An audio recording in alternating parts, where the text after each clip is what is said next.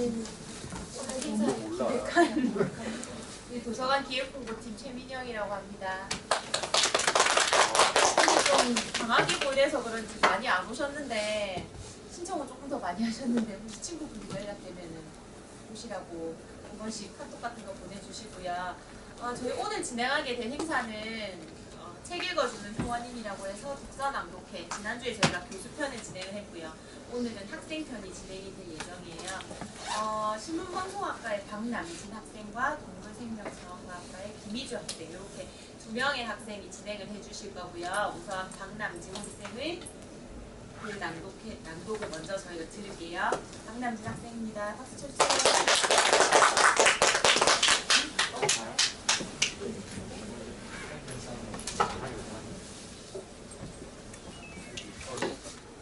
몇 명 없어서 별로 긴장 안 될 줄 알았는데 긴장되네요.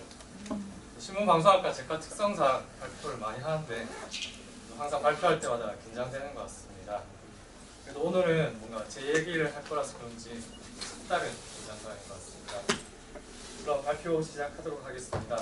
만나서 정말 반갑습니다. 저는 오늘 여러분과 만나고 사랑하고 이별하다는 주제로 이야기 나눌 신문방송학과 박남진이라고 합니다.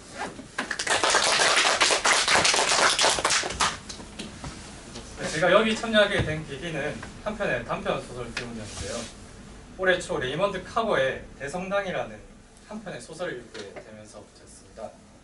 대성당의 간단한 줄거리를 소개해드리자면 주인공이 어느 날 아내의 맹인 친구를 집으로 초대해서 소개받게 됩니다.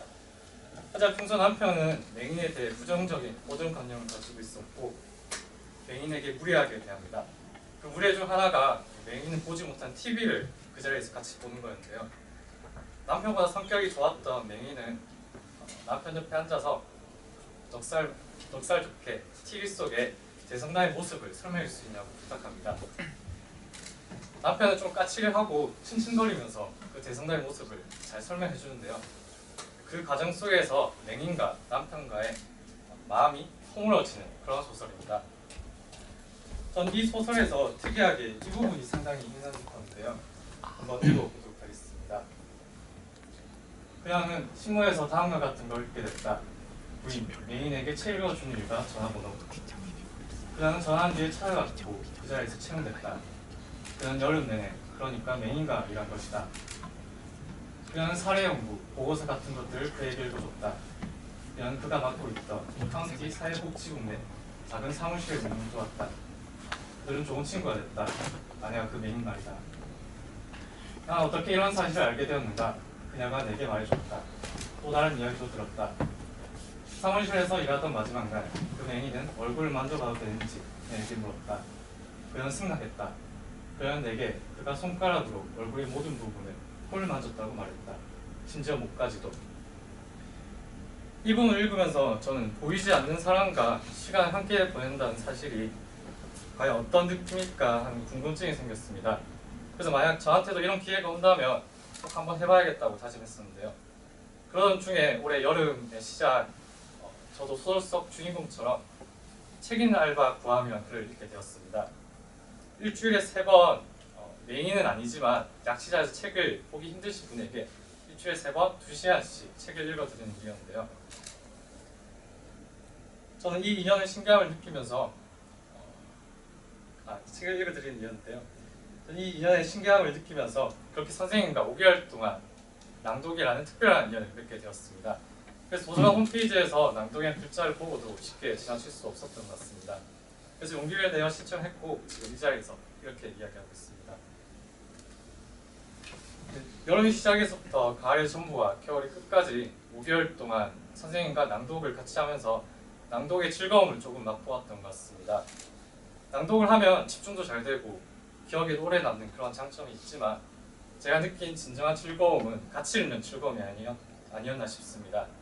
낭독을 하면서 소설이나 시에 좋은 글귀를 읽으면서 좋은 글귀가 나오면 정말 좋은 글이다 이렇게 같이 기뻐하기도 하고 그 현대사의 치욕스러운 역사를 읽을 때면 서로 침묵하고 분노도 같이 하고 그랬을 것 같습니다.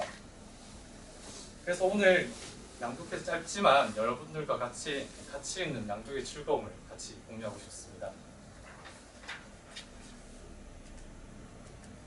서론이 좀 길었습니다. 오늘 여러분과 같이 이야기하고 싶은 책은 알랭드 보통의 왜 나는 너를 사랑한가 라는 책입니다.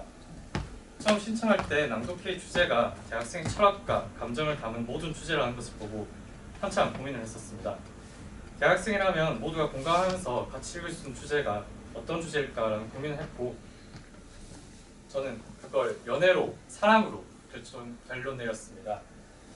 2014년 대학내 20대 연구소의 20대의 고민을 조사한 결과를 보면 20대에게 연애는 진로와 취업담으로 3위를 차지했습니다.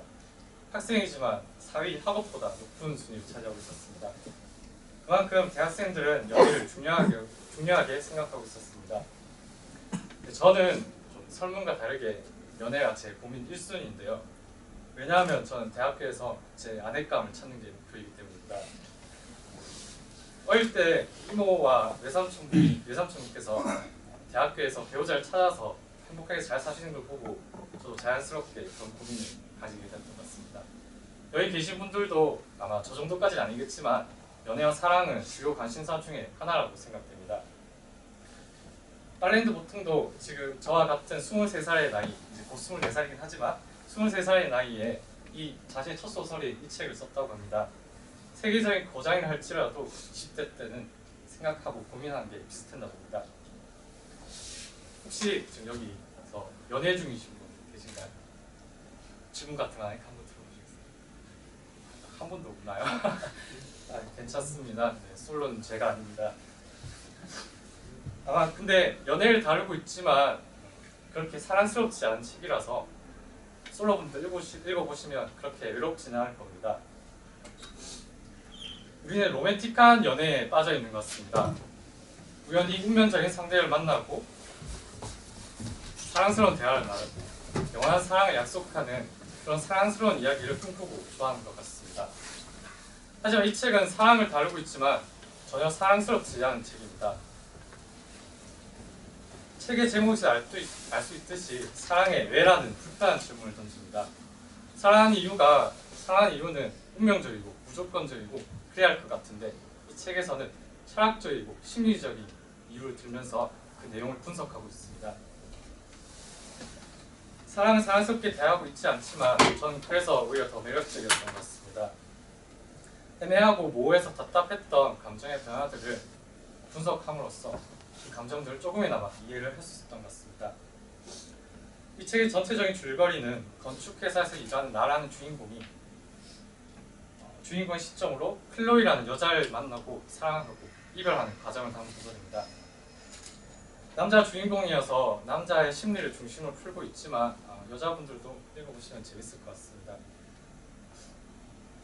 전체적인 형식은 소설이지만 중간중간에 철학적이고 심리적인 내용이 많아서 좀 소설 같지도 않기도 합니다. 소설 24개의 소단으로 이루어져 있는데요. 저는 편하게 이야기하기 위해서 오늘 저의 제목처럼 만나고 사랑하고 이별하다 이렇게 크게 3가지로 나누어서 발표해보고 있습니다. 우리의 첫 만남은 비행기에서 이루어집니다. 주인공은 파리에서 런던으로 돌아가는 비행기에서 옆자리에 앉은 클로이에게 첫눈에 반하고 사랑에 빠집니다. 그리고 그 비행기에서 클로이 옆자리에 앉아 자신이 클로이를 만날 확률이 98만 9,727분의 1이라면서 사실상 불가능한 일이고 이것은 운명이라고 스스로 결론 짓습니다. 그리고 자신의 생각을 이렇게 정리합니다. 이것이 정말 사랑일까?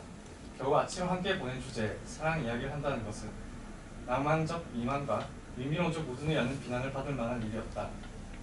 그러나 우리는 우리가 사랑하게 된 사람이 누구인지 잘 모르는 상태에서 사랑에 빠질 수밖에 없는 것 같다. 최초의 꿈틀거림은 필연적으로 무지에 근거할 수밖에 없다. 사랑이냐 단순한 망상이냐. 시간이 아니라면 누가 그 답을 말해줄 수 있을까? 우리는 우리가 사랑하게 된 사람이 누구인지 잘 모르는 상태에서 사랑에 빠질 수밖에 없는 것 같다. 이 말이 참 공감이 갔었습니다. 발표 때문에 책을 한 번 더 읽어봤는데 그때 더 공감이 갔던 것 같습니다. 왜냐하면 제가 최근에 썸을 탔었는데요. 그 계기가 같은 과였고 수업을 3개나 같이 들으면서 또 월화수목금 다 보면서 조별과제도 2개나 같이 탔기 때문인데요. 하지만 책에서는 때문입니다. 주인공처럼 확률을 계산해보면 여기 계신 분들도 따지고 보면 몇십만 분의 1의 확률일 테니 끝나기 전까지 한번 잘 둘러보시기 바랍니다. 하지만 과학적인 방법으로 한 사람을 안다고 말할 때까지는 2년이라는 시간이 걸린다고 합니다. 그래서 사랑한다고 이야기할 때는 사실 우리는 그 사람이 누구인지 잘 모르는 상태인 것 같습니다. 우연한 만남, 우연의 일치, 이런 운명이라고 말하는 근거 역시 따지고 보면 누구에게나 있을 수 있는 단편적인 사실에 불과한 것 같습니다. 그래서 첫눈에 운명이라고 생각하는 것은 사실 지나친 착각에 불과한 일인 것 같습니다. 주인공 비행기에서 내려서 클로이의 번호를 얻고 런던에서 클로이를 만납니다. 주인공의 눈에 클로이의 모습은 모든 행동과 외모가 천상에서 내려온 천사처럼 완벽해 보입니다. 하지만 클로이가 자신이 어떻게 생각하는지에 대해 확신은 없습니다. 그래서 주인공은 클로이의 행동 하나하나에 의미를 부여하고 분석하기 시작합니다. 전 주인공의 이런 모습이 저희가 흔히 말하는 썸에서의 모습과 비슷하다고 생각했습니다. 짝사랑과 연애의 중간에 있는 썸의 단계에서 우리는 상대방이 자신이 어떻게 생각할지에 대해 부족한 정보들로부터 많은 추측을 하곤 합니다. 알랭드 보통은 썸 단계에서 상대방을 갈망하는 모습을 이렇게 표현하고 있었습니다. 정상적인 생활에서는 인간 가치로 받아들일 수 있는 말들이 이제 어떤 사전으로도 다 풀어낼 수 없는 의미를 지니게 된다. 그러나 구애를 하는 사람에게는 모든 의심들이 한 가지 중심적인 질문을 하는데고 그래서는 판결을 기다리는 범죄자처럼 떨면서 그 질문을 마주하게 된다. 그녀가 나를 바라는 것일까, 바라지 않는 것일까? 옆에서 기침을 한다든가 턱을 손으로 받치기 위해서 카탈로그를 나에게 건넨다든가 하는 클로이의 행동을 나는 어떻게 이해해야 할까? 욕망 때문에 나는 실마리들을 악착같이 쫓는 사냥꾼이 되었다. 모든 것에서 의미를 읽어내는 낭만적 편집증 환자가 되었다. 재밌는 표현이라고 생각되는 문장들이었습니다. 우리는 사랑하는 사람의 마음을 범죄자가 자신에게 내려질 형벌처럼 궁금해하고 편집증 환자처럼 상대방의 행동 하나하나에 의미를 부여합니다.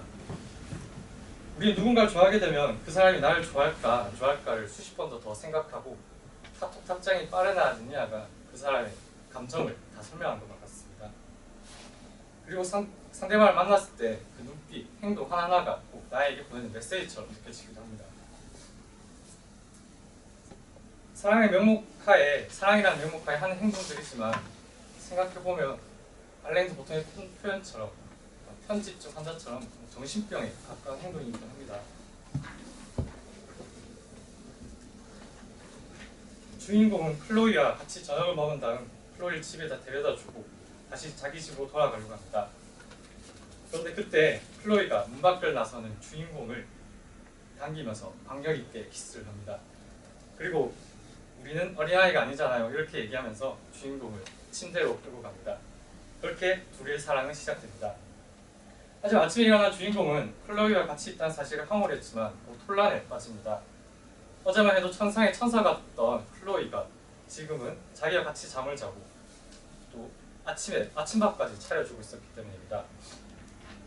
주인공은 이런 불안에 휩싸입니다. 정말 천사와 같이 완벽한 존재라면 왜 이렇게 하찮은 나를 사랑해줄까? 그러면 진짜 그녀가 완벽한 존재일까? 이런 불안과 의문에 휩싸이게 됩니다. 그리고 그 불안을 밀당으로 표출합니다. 알랭드 보통은 이걸 마르크스주의로 설명하고 있는데요. 여기서 말하는 마르크스는 칼 마르크스가 아니라 미국의 한 희극인인 마르크스를 설명한다고 합니다. 마르크스주의를 잘 설명해준 일화가 나와서 한번 가져와 봤습니다. 남자 주인공이 학창시절에 사랑했던 한 여자에 관한 일화인데요. 여자 대사이지만 제 목소리 이야기할 테니 여자라고 생각해 주시면 감사하겠습니다. 한번 읽어보도록 하겠습니다. 그녀는 학교 배구팀 주장이었고 아주 아름다웠으며 열렬한 마르크스주의자였다. 그녀는 언젠가 학교 식당에서 내가 사준 오렌지 스쿼시를 앞에 놓고 앉아서 이렇게 말했다. 어떤 남자가 9시에 전화를 걸겠다고 하고 진짜 9시에 전화를 하면 난 그 전화를 받지 않아. 결국 그 남자가 필사적으로 얻으려고 하는 게 뭐겠어. 내가 좋아하는 유일한 남자는 나를 계속 기다리게 하는 남자야. 9시 30분이 되면 나는 그 남자를 위해서 무엇이라도 해주고 싶은 마음이 되거든. 좀 특이한 여자이지 않나요? 만약 제가 저런 여자 사귀면 전화를 매번 늦게 해야 돼서 좀 많이 피곤할 것 같습니다.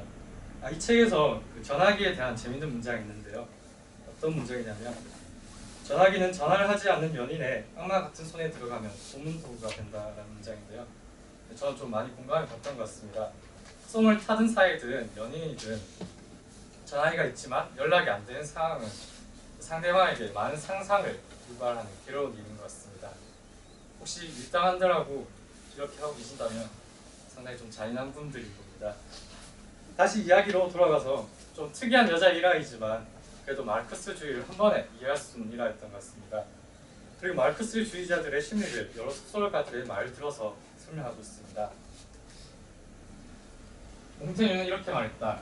사랑에는 우리를 피해서 달아나는 것을 미친 듯이 쫓아가는 욕망밖에 없다. 스탕달은 사랑은 사랑하는 사람을 잃을 것이라는 두려움을 기초로해서만 생길 수 있다고 생각했다.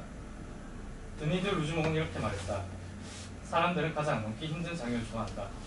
그것이 정열을 강하게 불태운 데 가장 적합하기 때문이다. 이렇게 설명하고 있는데요. 사실 저는 밀당을 전혀 이해를 못했습니다. 왜 사랑하는 사람들끼리 굳이 그래야 되는지 잘 몰랐는데요. 하지만 이 글 읽고 저렇게 생각하는 사람들이라면 그럴 수도 있겠다 이런 생각을 했던 것 같습니다. 하지만 책에서는 밀당을 하는 사람들이 보통 상대방이 사랑이 빨리 식어서 떠나버리기 무서워서 그렇게 한다고 얘기합니다. 하지만 그건 일시적인 방안일 뿐 근본적인 해결책은 되지 않는 것 같습니다. 알랭드 보통은 책에서 밀당을 하는 현상은 자신이 사랑하는 사람부터 사랑이 보답받는 것이 분명해지는 순간에 생기는 것이라고 말합니다. 하지만 이것은 성숙된 사랑을 위해서는 헤쳐나가야 할 단계라고 이야기합니다. 왜냐하면 밀당은 천사같이 느껴지는 상대방에 비해 자기는 미천하다고 생각하는 자기 혐오를 밑바탕에 두고 있기 때문인데요. 성숙한 사랑은 이런 자기 혐오에서 벗어나서 사랑받을 만한 존재가 되었다고 생각할 때 가능하다고 합니다. 개인적으로 밀당을 싫어해서 그런지 이 부분 읽으면서 많이 공감이 됐던 것 같습니다.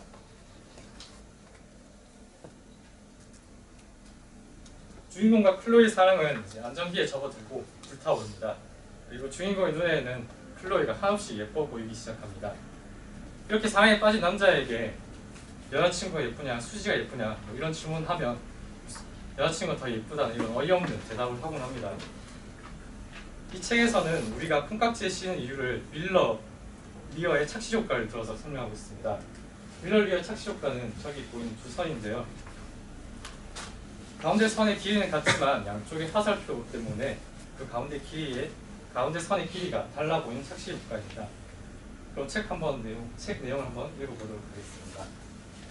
내가 클로이를 바라보는 방식은 유명한 밀러 리어의 착시와 비교될 수 있다. 이 착시에서는 길이가 똑같은 두 선이 끝에 다른 화살표가 붙었다는 것만으로 길이가 다르게 보인다. 내가 클로이를 바라보는 애정어린 눈길은 밖으로 열린 화살표와 같은 역할을 했다. 그런 화살표가 붙으면 평범한 선도, 객관적인 측정치와 관계없이 그려 보이게 된다. 우리는 사랑하는 사람이 연예인이 아니라면 그 사람의 외모가 객관적인 미의 기준에는 부합하지 않는다는 걸 잘 알고 있습니다. 하지만 우리는 그 사람을 사랑하기 때문에 그녀에 대한 자신만의 주관적인 미의 기준을 세우게 되는 것 같습니다. 그리고 그런 주관적인 미의 기준이 저기 양쪽의 화살표처럼 착시 효과를 만들어내고 여자친구가 수지보다 더 예뻐 보이는 그런 착시 효과도 만들어내는 것 같습니다. 책에서는 콩깍지에 대해 여러 철학자들을 통해서 설명하고 있는데요. 책은 도끼다라는 책에서 그 설명을 잘 요약한 게 있어서 한번 들고 와봤습니다. 남자들은 그 여자가 예쁘다는 이유로 그 여자를 사랑한다는 사실에 만족을 못합니다. 왜냐하면 그건 다시 말해 여자를 예쁘다고 생각하는 누구라도 그 여자를 사랑할 수 있다는 말이니까요. 내가 저 여자를 사랑하는 이유, 여자가 불세출 미인이라서 그건 내 사랑이 너무 풍부해지는 거죠. 그래서 사랑에 빠지면 남자는 여자의 예쁜 단점을 발견하려고 합니다. 그리고 그런 단점에도 불구하고 그 여자를 사랑하는 사람이 바로 자신이라는 합리화를 하죠. 여자 입장에서 정작 본인이 숨기고 싶은 점이 남자가 좋아하는 이유가 되는 거고요. 많은 남자들이 여자친구의 뱃살을 좋아하는 이유가 여기 있었던 것 같습니다. 소설 속 남자 주인공은 클로이의 벌어진 앞니를 통해 자신의 사랑을 합리화합니다. 너의 벌어진 그 앞니에 불구하고 난 너를 사랑해 이렇게 생각하는 거죠. 여성분들이 거울 속에 비치는 자기 모습의 단점이라 생각하는 부분도 사람의 눈에 비치면 예쁜 단점으로 보이게 되는 것 같습니다. 이처럼 알랭드 보통은 콩깍지가 자기가 알고 있는 상대방의 단점을 통해 자신의 사랑을 합리화하면서 생긴다고 봤던 것 같습니다. 네, 마지막 이별입니다. 영화를 출마했던 둘의 사랑은 이제 사랑이 힘들기 시작합니다. 영접스러운 클로이에게 지쳐만 가고 첫사랑만 느껴졌던 그녀는 이제 자기 때문에 눈물까지 흘리는 연약한 한 여자가 되었습니다. 클로이에 대한 마음이 식어버린 주인공은 다른 여자를 마음에 품습니다. 그리고 식어버린 이유를 이렇게 설명하고 있습니다. 난 클로이를 사랑할지 모르지만 그녀를 알기 때문에 그녀를 갈망하지 않는다. 갈망은 우리가 알고 있는 사람들을 향할 때는 완전 뻗어나갈 수 없다. 그들의 특질은 이미 도표로 정리되어 있고 따라서 갈망에 필요한 신비가 없기 때문이다. 한동안 나는 클로이가 나를 사랑한다는 기적을 신드롬하게 여기게 되었다. 그녀는 내 삶의 일상적인, 따라서 눈에 보이지 않는 특징이 되어버렸다. 사랑이 식는 이유가 여기에 있는 것 같습니다. 첫눈에 반했을 때는 상대방이 모르는 부분을 자기의 상상대로 마음대로 집어넣습니다. 완벽한 가정환경에 자랐을 것 같고 심리적으로도 안전할 것 같고 그리고 성격도 굉장히 좋아 보입니다. 하지만 그 사람과 사귀는 동안 그 사람에 대해 몰랐던 부분을 채워가게 되면서 그리고 그 공백을 채워가면서 그 사람은 이제 평범한 한 사람이 되어가는 것 같습니다. 그리고 그렇게 사랑이 식어가는 것 같습니다. 사랑이 식어버린 남자 주인공은 클로이에게 소개받은 클로이 친구 앨리스를 보며 다른 사랑을 꿈꾸게 됩니다. 우린 종종 남자 주인공처럼 이렇게 애인이 있지만 다른 애인을 바라는 그런 사람들을 보곤 합니다. 그리고 이런 사람들의 마음을 책에서는 이렇게 풀어내고 있었습니다. 우리가 우리 짝과 얼마나 행복하든 그 사람 때문에 다른 사람을 쫓는 일은 방해를 받을 수밖에 없다. 우리 짝을 진정으로 사랑하는데도 왜 그것이 구속으로 느껴지는 것일까? 짝에 대한 우리의 사랑이 기울고 있는 것이 아닌데도 왜 그것을 아쉬워할까? 사랑의 요구가 해결되었다고 해서 늘 갈망의 요구까지 해결되는 것은 아니기 때문이다. 이 글을 읽기 전까지만 해도 이 책의 표현처럼 갈망의 요구와 갈망의 요구를 사랑의 요구 안에 포함시키면서 좀 많이 혼란스러웠던 경우가 종종 있었던 것 같습니다. 나쁜 놈으로 생각하실지 모르겠지만 사랑하는 사람이 있음에도 불구하고 가끔 괜찮은 여자가 있으면 마음이 종종 흔들리곤 합니다. 잠깐의 혼란이었지 절대 바람핀 적은 없습니다. 네. 하지만 갈망의 요구를 사랑의 요구와 구분한 이 글을 읽으면서 그런 혼란의 이유를 찾을 수 있었던 것 같습니다.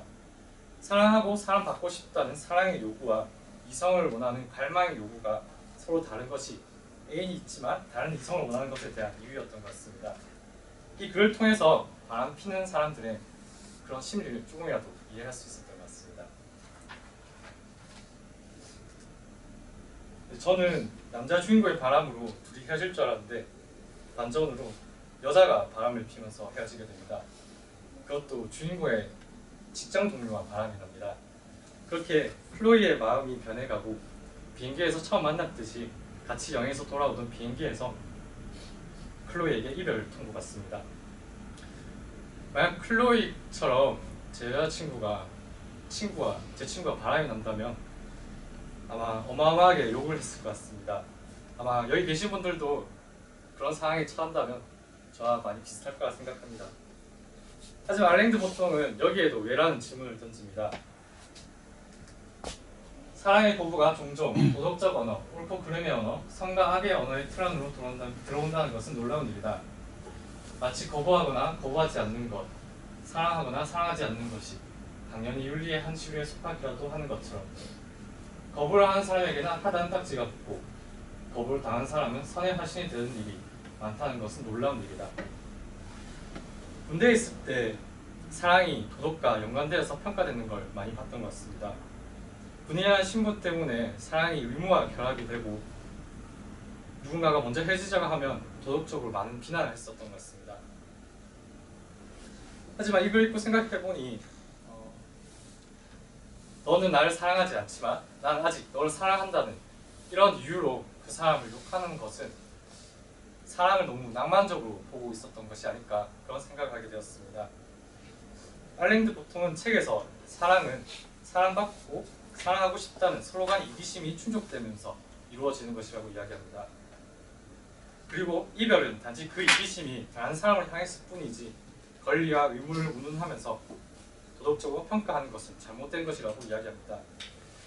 책을 읽으면서 알랭드 보통의 말에 수긍은 했지만 그래도 만약에 제 여자친구가 바람을 피운다면 그래도 욕은 할 것 같긴 합니다. 클로에에게 버림받은 주인공은 너무 상심한 나머지 많은 약을 먹고 자살을 시도합니다. 하지만 그거는 발포 비타민제였고 그리고 거품만 토하면서 자살에 실패하고 맙니다. 그리고 시간이 지나면서 클로이를 점점 잊게 되었고 자신의 삶을 되찾습니다. 그리고 새로운 여자를 다시 사랑하게 되면서 이야기는 끝이 납니다. 제가 준비한 내용은 여기까지입니다. 저 이 책을 3번 정도 읽었는데요. 20살에 대학교에 와서 사귄 여자친구와 권태기가 왔을 때 한번 읽었고, 그리고 군대 때 1년 차에 외로움에 몸부림치면서 한번 읽었고, 그리고 올해 새로 사귄 여자친구에게 선물로 주려다가 죽기도 전에 차였을 때 한번 읽었습니다. 이 책은 저는 이 책을 사랑에 빠져있을 때보다는 사랑 때문에 힘들 때, 외로울 때 좀 찾게 됐던 것 같습니다. 물론 이 책의 내용이 사랑에 대한 정답이라고 말할 수는 없는 것 같습니다. 사랑에 대해 분석만 할 뿐 정답은 알려주지 않는 책이긴 하지만 사랑에 대해 배워본 적이 없는 우리들에게 좋은 교과서가 하나 되지 않을까 그렇게 생각합니다. 30분의 짧은 시간 때문에 많은 부분을 담지 못해서 책의 온전한 즐거움을 전달하지 못할 것 같아서 좀 아쉬운데요. 제가 이렇게 재미없게 얘기해서 그렇지 책은 상당히 재밌으니까 시간이 되시면 한번 읽어보시기 바랍니다. 그럼 이만 발표를 마치겠습니다.